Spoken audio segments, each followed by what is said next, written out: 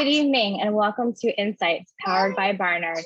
My name is Lindsay Granger Weaver. I use she, her pronouns, and I'm one of the Associate Directors of Advising and Programs at Beyond Barnard, the college's hub for advising and resources around careers, internships, competitive fellowships, and applications to graduate and professional school. It is my privilege to introduce this evening's insights, not only because of the timeliness of the discussion, but also because of its relationship to what I do at Barnard. In addition to Associate Director, I'm also Beyond Barnard's Equity Lead. In this role, I am tasked with ensuring our department is responsive to the needs of Barnard's diverse community of students and alumni. Through events, targeted communications, and employer education, my team and I work to close the persistent outcomes gap of individuals with historically and continually marginalized identities. Recent events have highlighted to the broader public the stark inequalities that persist in our society. From the disparate impact of the COVID-19 pandemic on our most vulnerable populations, to the continued denials of full citizenship rights to members of BIPOC and LGBTQI+ communities, it is clear that we are in need of leaders whose commitment to facilitating a more equitable future goes beyond mere words. This moment is crying out for more individuals to walk their talk and demonstrate the ability to leverage their knowledge and resources for the greater good. Equity is a common theme in higher education, and we think it is essential to weave equity into career development spaces. At Beyond Barnard, we think it is important to interrogate the ways that we, as future-focused practitioners, can work against the reproduction of social inequalities. As the equity lead at Beyond Barnard, I'm empowered to evaluate our programs and practices through justice-based lenses to ensure that the needs of our students and alumni are met. By trying to figure out who is getting left behind, I work to ensure that no one is. In the grand scheme of things, what I do at Beyond Barnard is small, but it illustrates the importance of doing equity work wherever you are. For no matter where you are doing this work, it is necessary. To that end, we are thrilled to welcome our guest, Dr. Helene Gayle, class of 1976, MD, MPH, whom President Beilock will introduce in just a moment. Before we begin, a few logistical notes. This event is being recorded and will be shared next week. Attendees will not have microphone or camera access during this event. Attendees' voices, likenesses, and images will not be captured by Barnard College. Written submissions of questions may be shared during the Q&A portion of the event. With that in mind, I want to thank everyone who submitted questions in advance. We will do our best to get as many questions as possible. It is now my pleasure to introduce the 8th president of Barnard, Sian Leah Beilock. President Beilock has led Barnard since 2017, having served for 12 years at the University of Chicago. She is one of the world's leading experts on cognitive science behind choking under pressure and performance anxiety, with a focus on math and science for women and girls.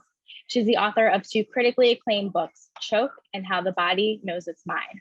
And her 2018 TED Talk has been viewed more than 2.5 million times. Please join me in welcoming President Beilock. Thank you, Lindsay. And I think a lot of us resonate with the dual tasking you have to be doing as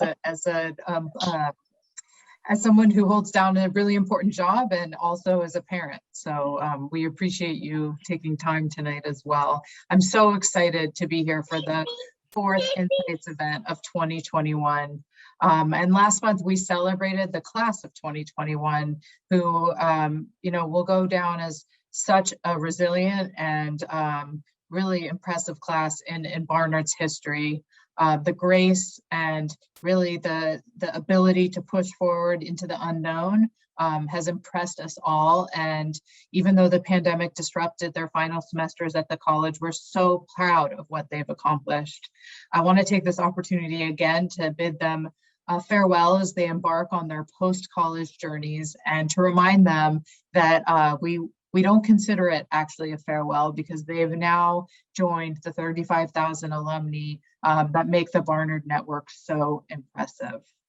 I also wanted to take this opportunity to welcome the class of 2025, who will join us in just a few short months. Our application season was the most competitive in our history, and I cannot wait to welcome our vibrant new class.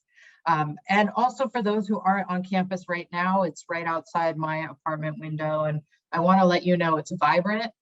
It's bustling. We have students who are taking our inaugural semester of summer classes, summer A right now. Our research is ramping up. We have almost 250 students who are working in labs at Barnard, Columbia, or in the New York area as part of our Summer Research Institute. And we're so excited to think about what the fall will bring in terms of returning to our living and learning community. And with that, I'll turn it over to our incredible guest tonight, really, Dr. Helene Gayle, who's an alumna of the class of 1976.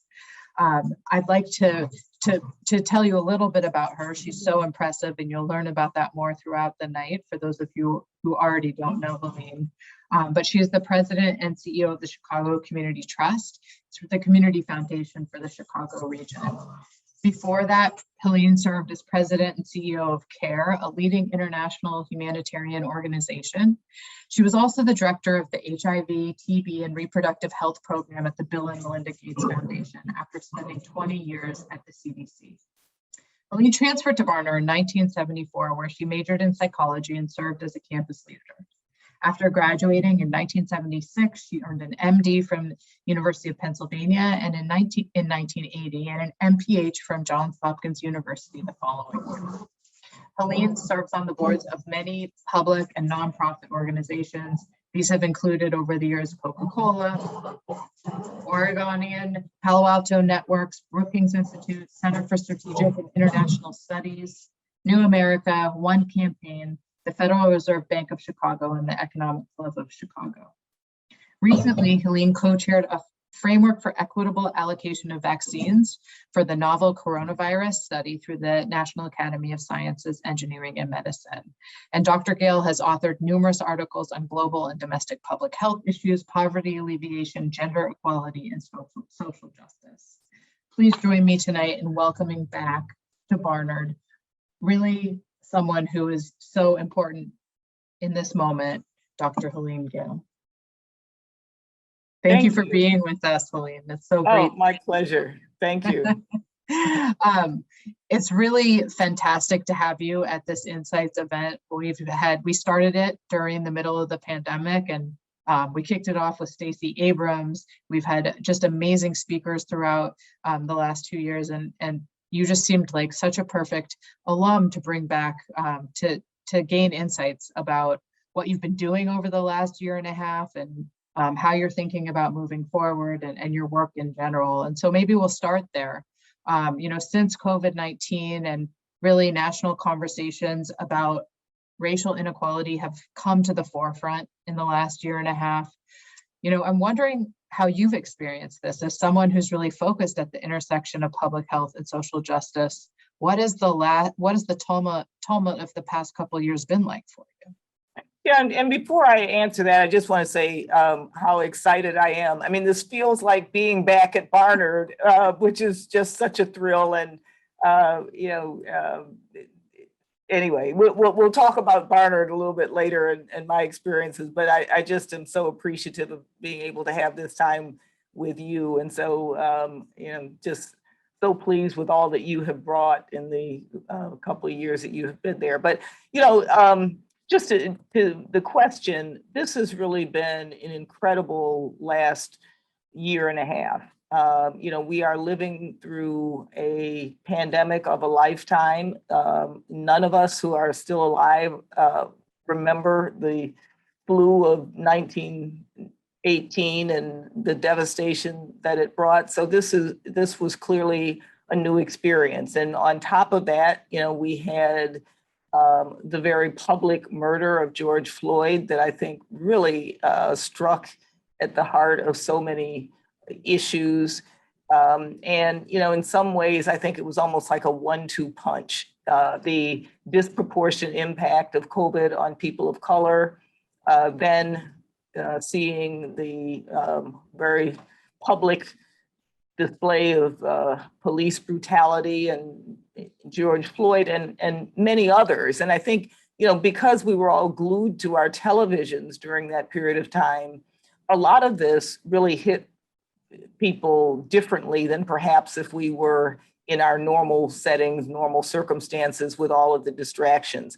And so, for us here in Chicago, where we're focused on the issue of closing the racial and ethnic wealth gap, in many ways, it really highlighted why a focus on these issues of inequality were so important. And, in many ways, I think it lifted the veil that many people harbored under that didn't recognize these inequalities. So it's been a roller coaster is probably the best way that I can describe this.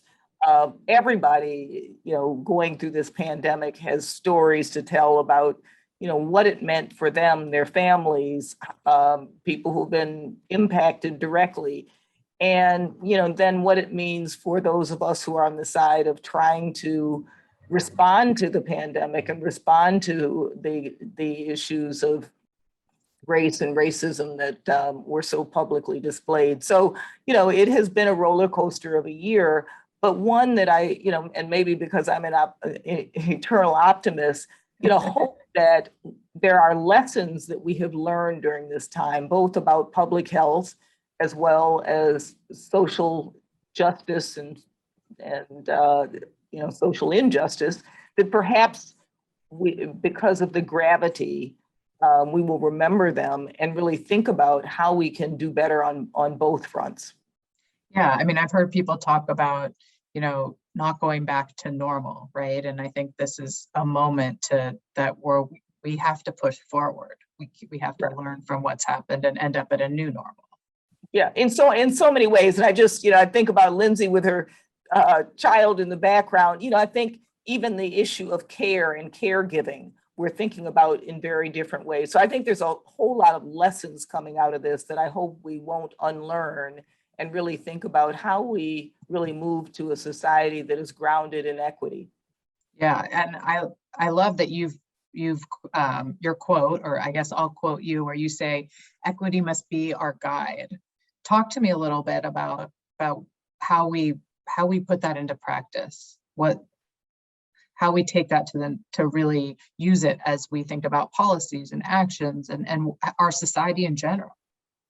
Yeah, and I think that probably came from a discussion that I was involved in around COVID, and the reality that when you look at something like a pandemic that disproportionately impacts people of color or poor nations globally, et cetera, that it does mean that the prescription, if you will, is to look at the issues of equity. And that if we're going to have an impact, whether it's on COVID or anything else, equity does have to be at the center, because it is the only way that we're going to have a sustained impact on these issues. And so, I really hope that, again, one of the big lessons that we take away from the last year is why not paying attention to equity gets us into more difficulty. And if we put equity at the heart of our response, public health, economic, social, that is when we start to really figure out how we can make a society that works for all.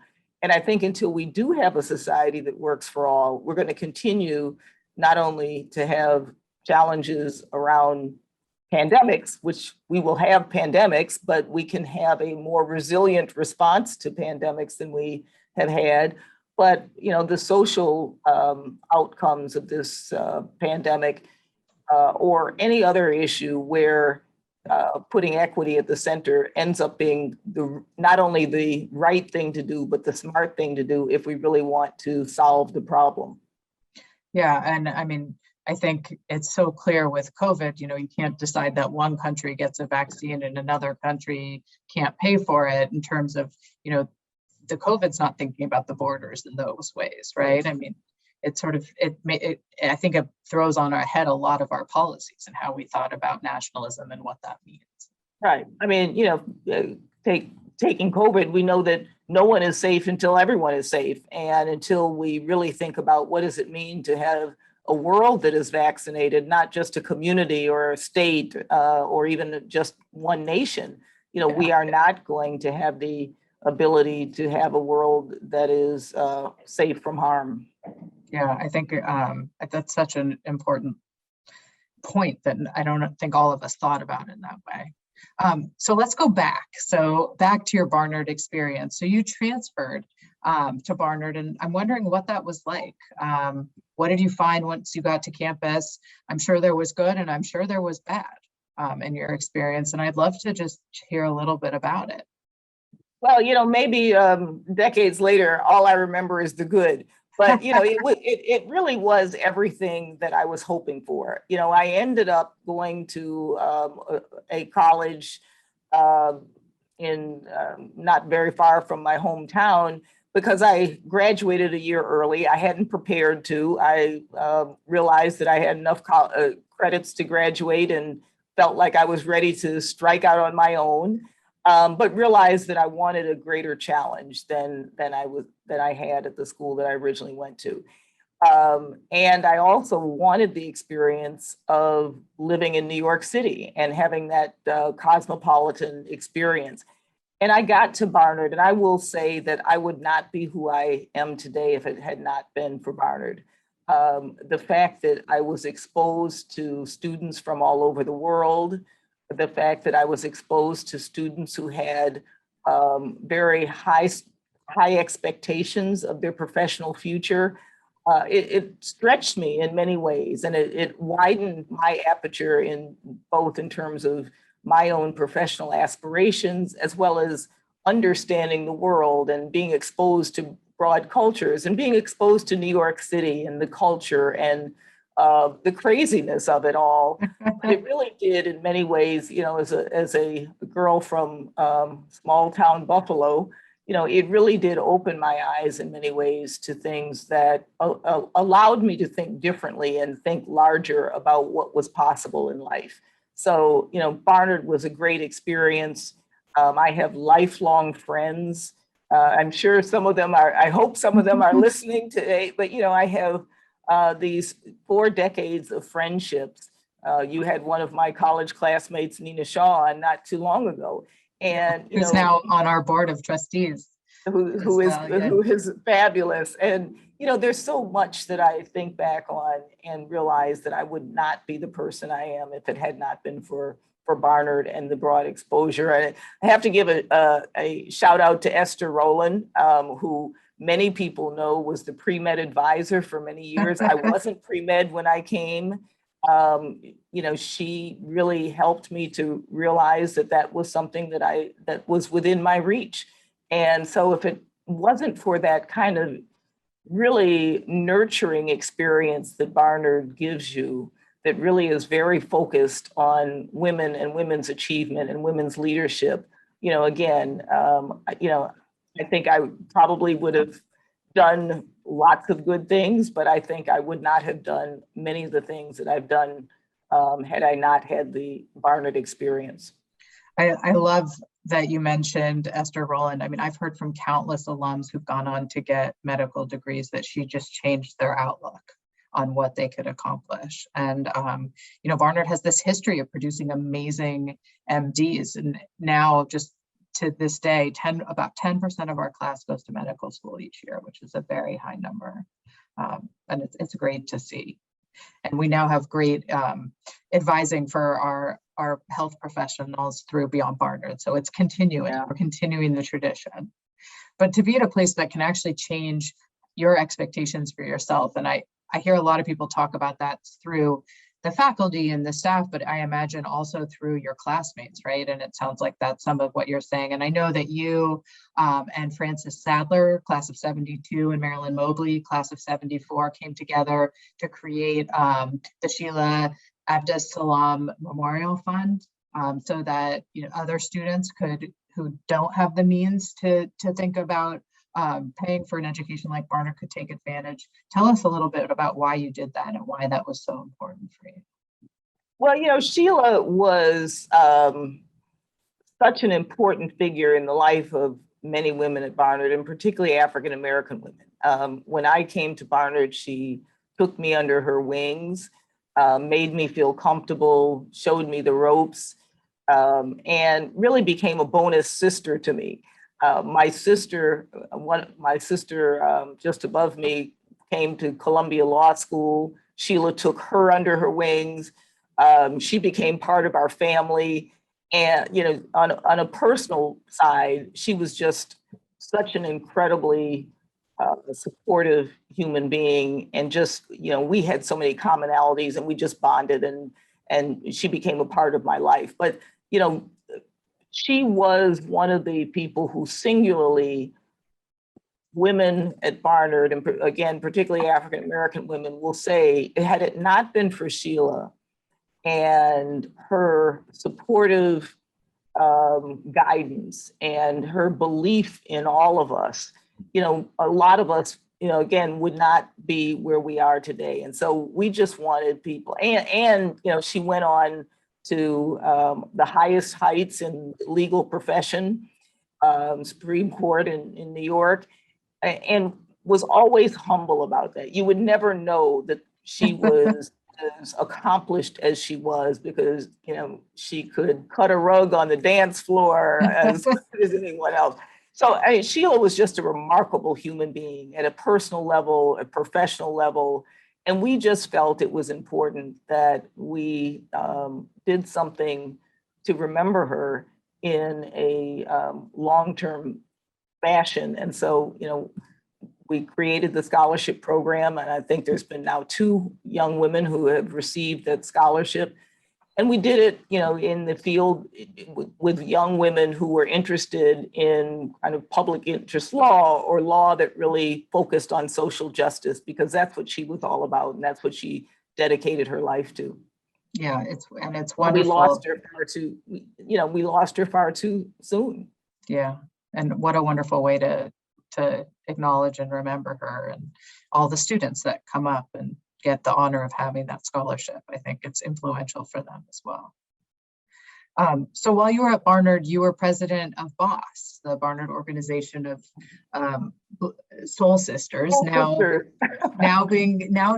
name has changed to Soul in Solidarity. And I'd love to hear, a little bit about that experience. It made you what I would imagine to be a highly visible woman in a predominantly white space on campus. And, how do you think, tell us about what that was like, and are you still connected with BOSS today? And it's such a, powerful organization on our campus.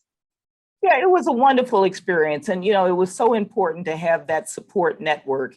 And for so many young women who were coming from environments where they had not had as much interracial interactions, it was important to have that sense of home, that sense of people who, you could relate to, who had cultural and political similarities that gave you that sense of belonging. And I think it was an important organization to give people that sense of belonging. And, I think about the times that was back in the 70s, very different times than today, where I think that's not that the support isn't as important today, but we were going through very turbulent times then. And, for me, it was I think I learned a lot of great skills of negotiation, consensus building, and all of these sort of things that, how you build relationships and how you handle groups and how you bring groups to consensus and to negotiate and learn to compromise. People had strong opinions about things, and we had to figure out, how did we make it work for the group, and what was for the good of the group, not for the good of any one individual. So, I think I learned a lot of the skills that continue to serve me well in management roles that I've had, as you think about that. And to your point about being in a white environment, I think, it also, for me and for others, I think really helped our ability to be a bridge. How do you build understanding? It was fine for BOSS to be an organization that supported African-American women, but I think it was also important that it built a bridge for dialogue and for understanding and better collaboration between ourselves and our white counterparts. And, I think that's also been an important skill, I think, to be able, in a world where it's easy to go into your corner to think about how do you build those bridges of communication, and can you be a cultural interpreter and a cultural bridge? And I think BOSS has played that role, and I think has continued to play that role. Yeah, and I mean, I see it as such an important addition across many of our organizations on campus that have particular identities, that you're having these conversations not just in the classroom, but outside the classroom, right? Because Right. in the rest of one's life, they're not going to be difficult conversations, or conversations where you're learning to understand different points of view don't just happen in one place, they're everywhere, right? And so I think it's just such an important part of how we think about the holistic Barnard experience, to have Right. organizations, whether it's BOSS or Mujeres or our Hillel group, people who can help forge some of the conversations across maybe lived experiences that we're not so good as a nation as having right now, right? If we can teach it earlier, that would be great.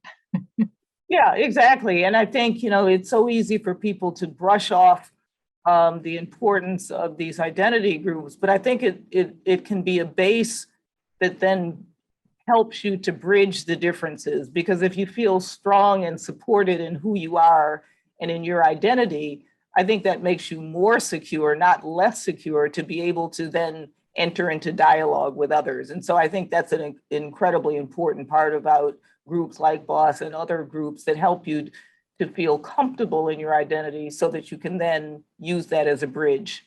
Yeah, and I love how you talk about it. I think about it from like a cognitive science lens of, it just takes cognitive effort, right? To always to interact and to share new ideas and to hear ideas that maybe you weren't accustomed to, and having then a group where you can take that load off in a way where that effort isn't always there, sort of then gives you the effort back to have those difficult conversations, right? And so I think of it as almost like a muscle that needs time to rest at certain points, and then you come back and you're better able to have those conversations across differences. So you went from Barnard to public health, right? And so what drew you in that way to the MD and the MPH? What made you take the step from medicine into public health? Well, I went into medicine because I felt it was a tangible way that I could make a contribution to society. But I always knew that I wanted to have a population impact, if you will. I grew up at the time of, civil rights movements and women's movements and anti-apartheid movement. And, this sense of being part of something bigger than yourself was very deeply something I felt, deeply rooted in. And so, while I thought about medicine and really enjoyed the practice of medicine and the individual care of patients, and I specialized in pediatrics after medical school, I kind of stumbled into public health because I felt it was the perfect blend between medicine, society, and social justice. And it gave me a way to take the tools of medicine but extend those to a population level. I always say, if when you're a practicing physician taking care of patients, your patient is an individual. When you go to public health, your patient becomes a community or a nation, or sometimes even the world. And so, I kind of knew that I wanted to think about how I could use the skills of medicine but take it to a point where I could actually have a population level impact. And that led me to public health. That's great. And then you started your career at the CDC. So I think we're all more aware of the CDC after the last year and a half. I'm wondering what a career at the CDC, I mean, you were at the front lines of the global HIV/AIDS epidemic, but I'm just wondering how your career there set up your lens for looking at what was happening over the last year and a half. Yeah, so, I always say I went to CDC thinking I would go for 2 years. I went for the epidemiology training program, the Epidemic Intelligence Service. Having finished pediatrics, I was kind of saying, well, I should take some time and do some practical experience in public health. Went there for 2 years and stayed for 20. And I think, I ended up realizing that public health was really where I wanted to be. and got there around the time that HIV and AIDS was really becoming kind of the key public health issue of our times then. And so, got very involved in HIV, both domestically as well as globally. And to your question, I think there are a lot of similarities and there are also differences between HIV and COVID. I think the fact that usually we are further ahead in the program, in the problem by the time we realize it's really a problem. And that's clearly the case for HIV. HIV is a longer term infection. By the time we really knew how bad it was really bad. But that's not too dissimilar from COVID in many ways. And I think one of the big lessons from both of these is that we are so much better about treating things once they have already occurred, and we don't think enough about prevention. And people have been saying for years now that the next pandemic is going to come and it's going to be worse than what we saw before. And we did not prepare ourselves for this pandemic, similar to how we did not prepare ourselves for HIV and how much we denied until we were really in a much worse situation than we would have been had we thought about prevention. And so, for me as a public health person, I feel like the focus on prevention, preparedness, and all of these other things is the lesson that we just don't seem to learn. And again, I hope that this COVID pandemic has helped us to understand how important it is to have a public health infrastructure, which means having the workforce, having the laboratories, having the diagnostic capability, continuing to do the kind of research that will give us vaccines and other preventive measures. So I think that, I hope that we've learned our lesson that preparedness and prevention really do save us. And that if we really want to be resilient and ready for the next time it strikes, we will think more about how to look at prevention and not wait until something is a problem to then put a focus on it. Yeah, so I mean, in some sense, it seems like such human nature to focus on the short term and not the long term, right? And so how do you is it at the government level? Is it at the private sector level? Is it at the education level? How do you get people to think differently? I imagine it's all those levels. Yeah, I think it's all of those. I think it's all those levels. And I think it's also, the role that an educational institution can play to prepare people for the kinds of careers that think about this. If we look at our healthcare budget, we spend more on healthcare than any other industrialized nation, but our health outcomes are worse. And it's because we put so much of our focus on treatment, sophisticated technology, and we also put a lot more of our focus on the last years of life. We don't put the kind of focus on prevention, earlier years of life, and all the things, the safety nets that really make a difference. And so, I hope that we continue to think about, what's the right proportion. If we want to have different health outcomes, we're going to have to think about our health and health systems differently. Yeah, and I would argue that education comes into that too, right? In terms of focusing early on and putting in the sorts of resources to make sure that we can close some of the gaps in what is offered to young kids in terms of educational opportunities. I mean, there's huge economic and racial gaps there that I will have gotten noticeably more pronounced with COVID. Exactly.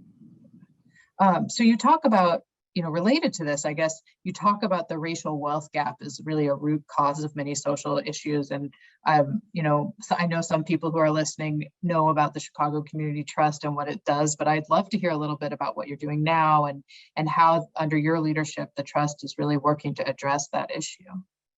Yeah, and so, Chicago Community Trust, as you mentioned earlier, is the community foundation for the Chicago region. And, we're one of the oldest. We've been around for, I think it's 106 years now. And community foundations have both people who want to invest in their communities. So we have donors who contribute to the foundation, and then we make grants primarily to community-based organizations to work on the issues that we feel can make the biggest difference in the communities. And when I came here, we were kind of organized like many foundations are traditionally. We had a health program, we had an education program, an arts program, et cetera.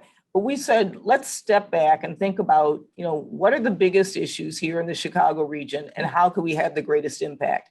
And as we looked at it and as we talked to people, it was very clear that whether or not we were talking about the health and life expectancy gap or the education gap or crime, violence, public safety, all the issues that are key challenges here, that underneath it all was this wealth gap and lack of economic opportunity that basically drives and is at the root of so many of these causes. So we said, let's really focus our attention and prioritize closing the racial and ethnic wealth gap, because we felt if we could have an impact on that, then we would also have an impact on some of these other issues.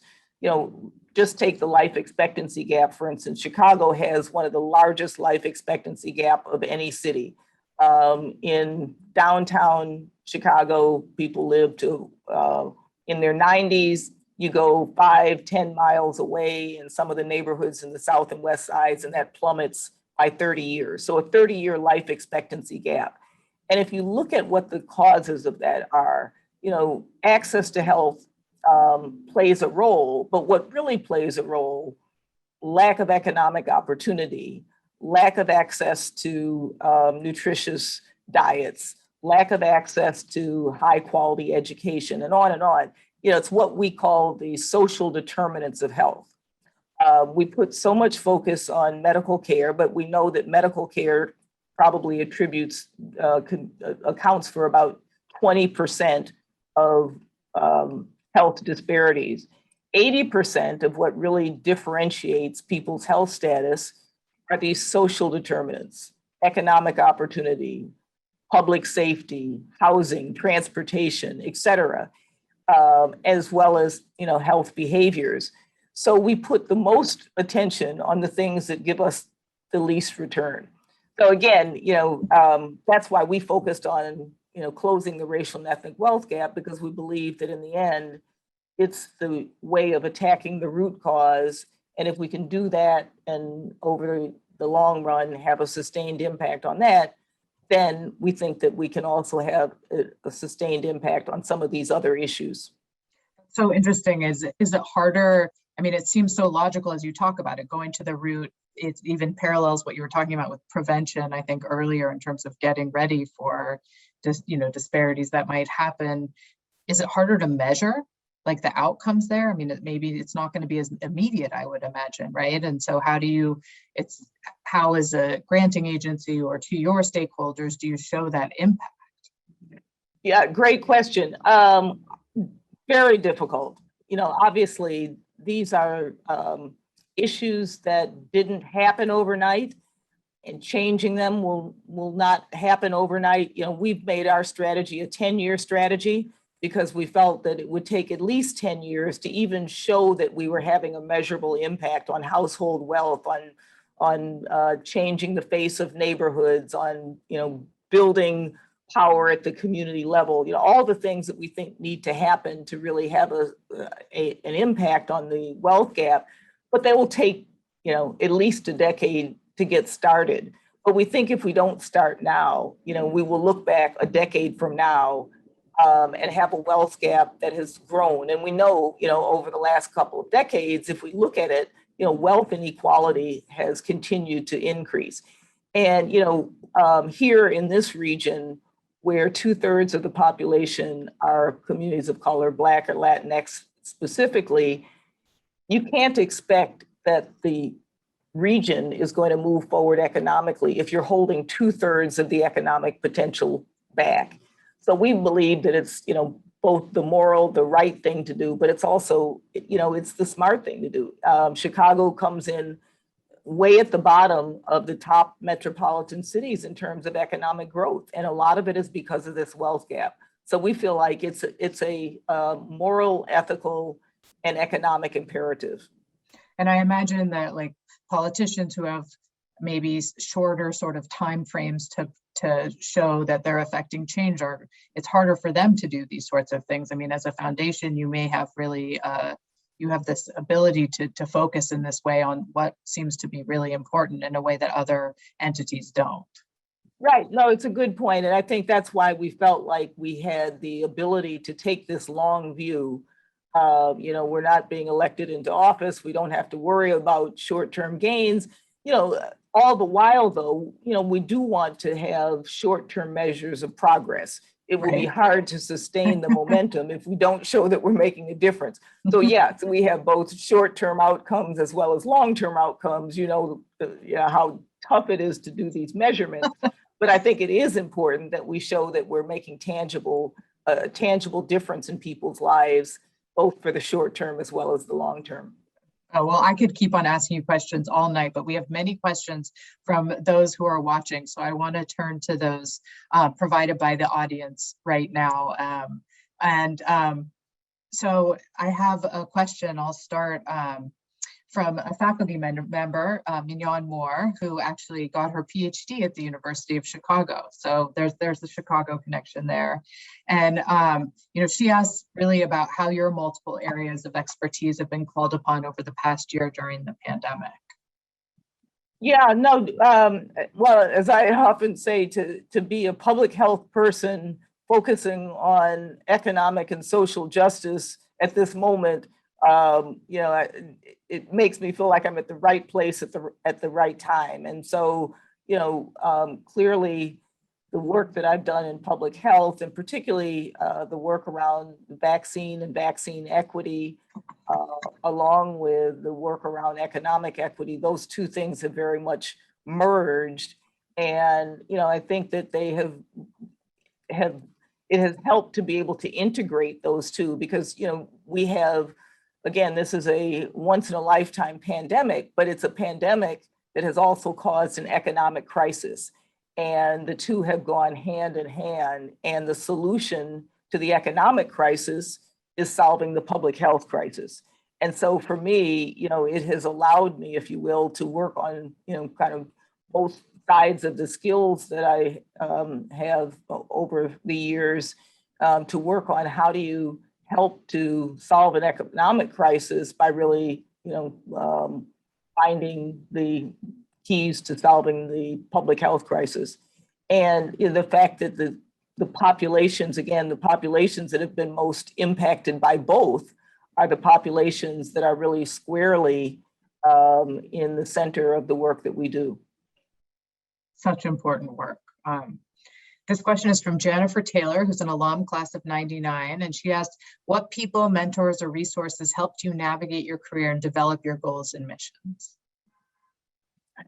I mentioned Esther Rowland as one, and I guess along the way, I've probably had people who I have looked to as role models as much as mentors, and I guess I came along at a time where mentorship wasn't as front and center as it is today. I think people have learned a lot more how important mentorship and not only mentorship, but sponsorship. And I think, I've come to appreciate how sponsorship may be in some ways as important as mentorship. People who will clear the way for you, not just mentor you on a day-to-day level, but people who see your potential and clear the obstacles, make the way possible for you. And so, I've been fortunate to have people along the way who I guess felt like, they saw some potential in me and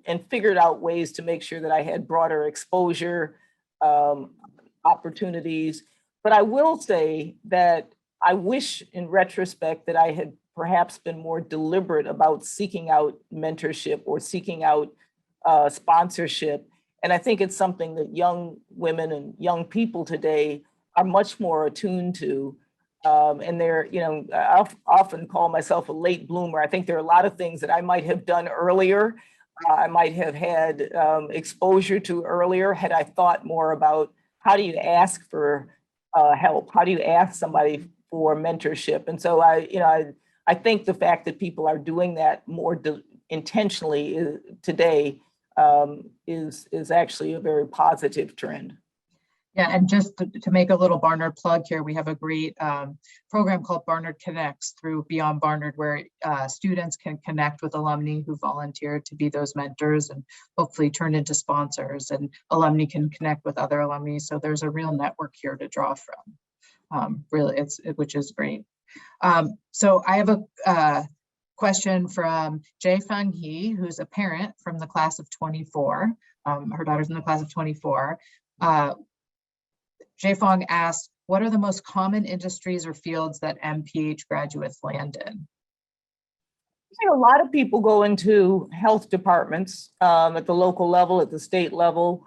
A lot of people come to agencies, national agencies like the CDC, but you also see a lot of MPHs doing research in university settings, even people doing clinical research in, again, in academic or other medical settings. So, I think it opens up a broad range of opportunities, but I think health departments tend to be the places where a lot of people with MPHs as their only background end up going because, it's an important public health workforce at the city, state, and national level.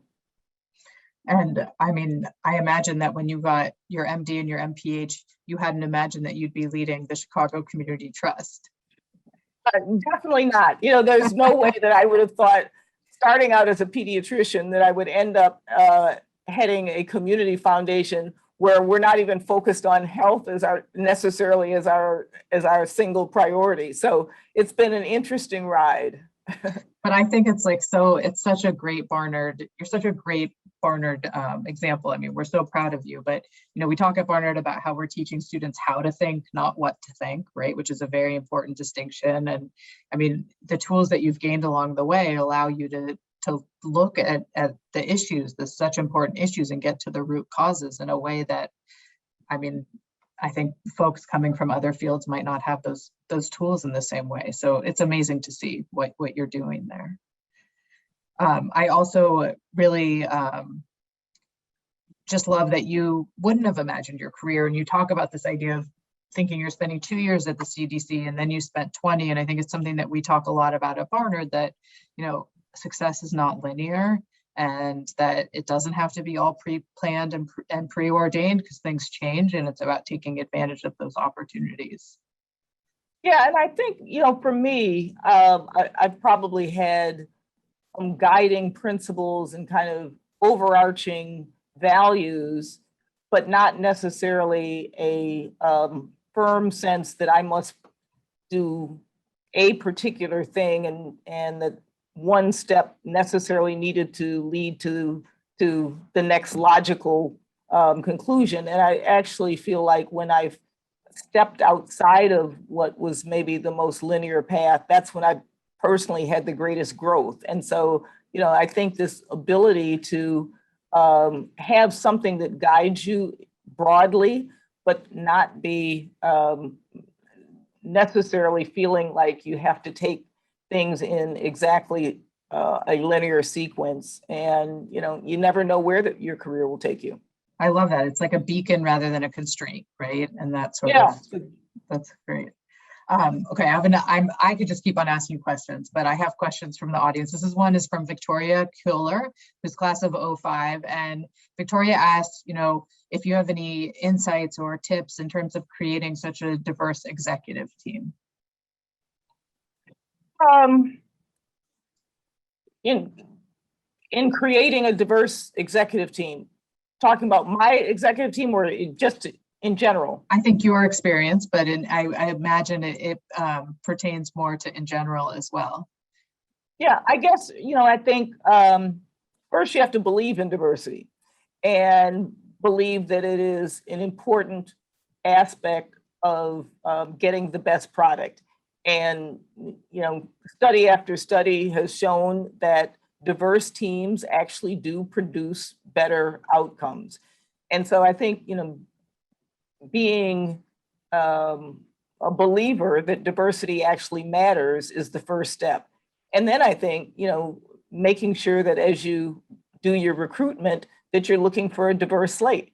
And insisting on a diverse slate. People have used what they call the Rooney Rule, for instance, that, unless a slate has a person of a diverse background, or maybe two, based on, what you're looking for, that you keep going back until your recruiter brings you a diverse slate. So I think, and I also think looking at networks that might be outside of your usual networks, because oftentimes, I've been in many situations where people will say, well, there just aren't any women, or there just aren't any people of color, or just aren't, any vets or any people with disabilities, whatever. And I say, well, have you asked a person of color if they know somebody, or if you asked a woman if they know somebody? So I think it's expanding your networks as well, and making sure that you're actually looking in the right places to find the diversity. Yeah, I mean, I think that network example is so important. And you hear these statistics about people just reaching out to the one person they know, rather than doing the work or making, that effort to widen the search space to begin with.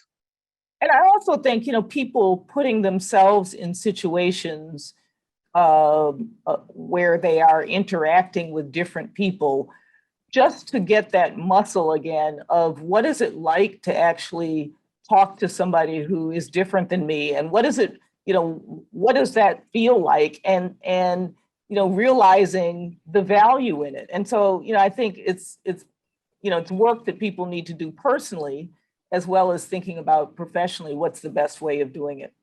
Yeah, I love the muscle analogy. So, I mean, in this year and a half, I imagine you are constantly bombarded with requests to do so many things, and we so appreciate you coming to talk to Barnard, and to our community. So I'm going to end with one final question that I think is so important for us all to learn from each other about is, what are you doing to take care of yourself right now? How do you unplug, and how have you kept your own mental health and physical health up in this year? That presumes that I have. I think during this period, all of us have questioned our mental health at times. But, I guess for me, people give me my strength and my groundedness. And so, I have a strong network of friends and family that I rely on. And, during this COVID moment, we've all kind of learned to reach out on Zoom. As an example, my 4 siblings and I, every Saturday, have a Zoom call. And, it started out with, in the beginning of this, just saying, hey, we should reach out. And it became something that we now do as a regular pattern. And I expect that we'll continue to do that. I am a very, very late bloomer in terms of getting married. I'm a relative newlywed. I think my husband has been a real anchor for me during this time. And, so for me, it's really a matter of staying close to the people who ground you, who understand you, who can support you, as well as, I exercise every day. I, try to take a little bit of time to quiet my mind, try to read interesting books that have nothing to do with my work, so that I'm expanding my horizons, but also escaping a little bit. So, I guess it's a little of all of those things. Yeah, I like the books to just step away. And binging on Netflix.